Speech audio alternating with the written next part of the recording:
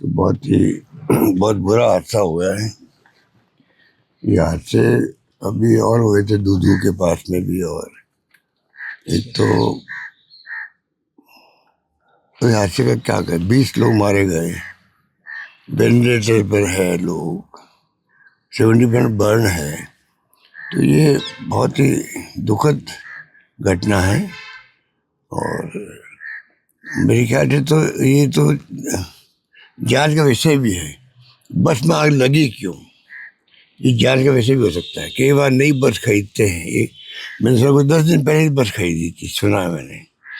तो पता नहीं कोई टेक्निकली गलत तो नहीं है।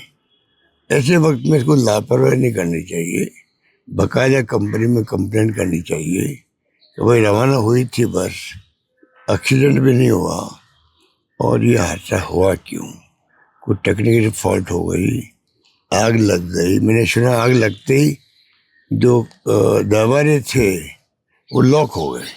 जो सुनते हैं असलियत क्या नहीं मालूम हम लोगों को, पर इसको सरकार को चाहिए कि इसकी बाकायदा कंपनी से बात करके इसकी जांच भी करवा, मेरा मानना है।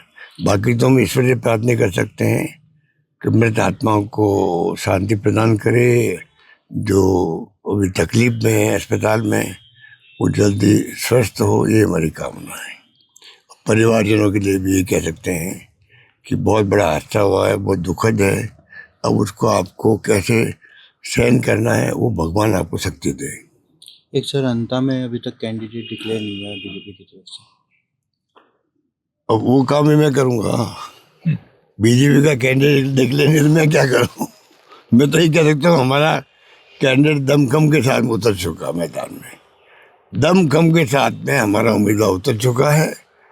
हम आज वहीं जा रहे हैं, फॉर्म भरेंगे वो, और रैली भी होगी, और हमारा काम तो शुरू हो गया है। एक सर बिहार में भी महागठबंधन की तरफ से सीटों की शेयर नहीं वो हुई। मेरे ख्याल आजकल में हो जाएगा, आजकल हो जाएगा, चर्चा चलती ही है। और मैं समझता हूँ कि जल्दी फैसले होंगे। एक सर बिहार चुनाव से ठीक पहले IARCTC घोटाला तय किया गया है। लालू प्रसाद यादव और राबड़ी देवी ये तो आश्चर्य होता है। चुनाव के पहले ही कोर्ट भी एक्टिव हो जाता है, चुनाव के पहले ही CBI ED एक्टिव हो जाती है, चुनाव के पहले ही। तो इनको सोचना चाहिए कि चुनाव चल रहा है, डेमोक्रेसी है, डेमोक्रेसी में सबको कहते हैं समान अवसर मिलने चाहिए, तभी तो ये कोड ऑफ कंडक्ट लागू होता है। कभी सबको, सत्ता पक्ष है, विपक्ष है, सबको समान रूप से उतरने के मैदान में उतरने का अवसर मिले, तभी तो वो आचार संहिता लागू होती है।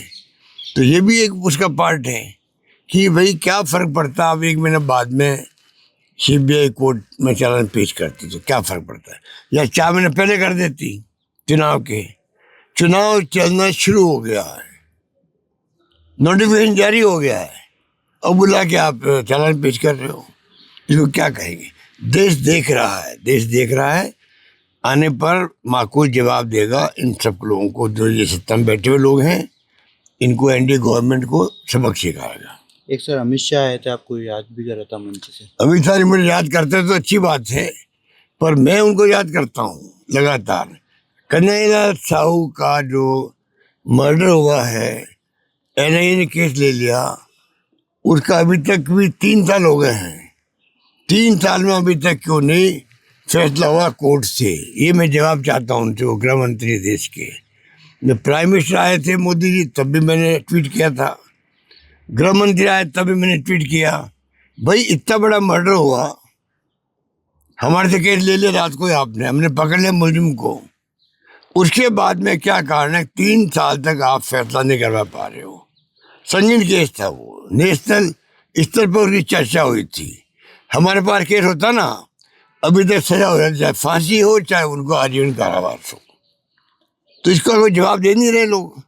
5 लाख 50 लाख बोले हमारे खिलाफ में, 5 लाख दे दिए हिंदू कन्हैयालाल को, 50 लाख दिए मुस्लिम को। अब मैं उनके घर गया हुआ कन्हैयालाल जी के, उनकी पत्नी ने, बच्चों ने क्या बात कही वो मीडिया में आ चुका, सोशल मीडिया में, कि हमें पूरा 50-51 लाख मिले।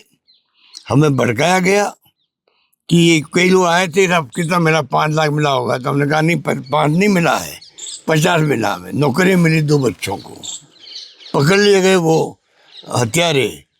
तो ये स्थिति परिवार की, परिवार खुद पूछता भी कि होगा क्या आखिर के अंदर, हमारी पत्नी की, हमारे पिता की हत्या हो गई, तो कोई जवाब इनके पास नहीं है।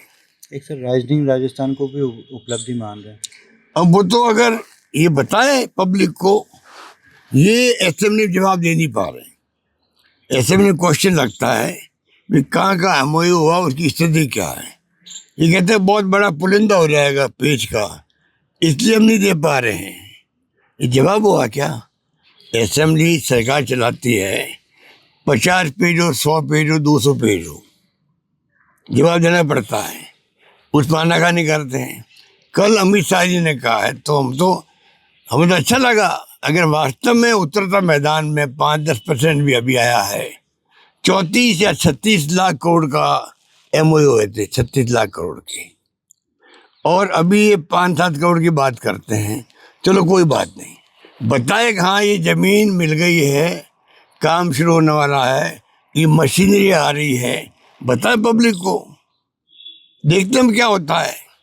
अगर इन्वेस्टमेंट आएगा हम स्वागत करेंगे इनका। अगर इन्वेस्टमेंट वास्ते में आता है तो खुशी होती है, प्रदेशवासियों को रोजगार मिलेगा, इन्वेस्टमेंट आएगा, रेवेन्यू बढ़ेगी हमारी। हमें तकलीफ क्या है, हमने पहले भी कहा था।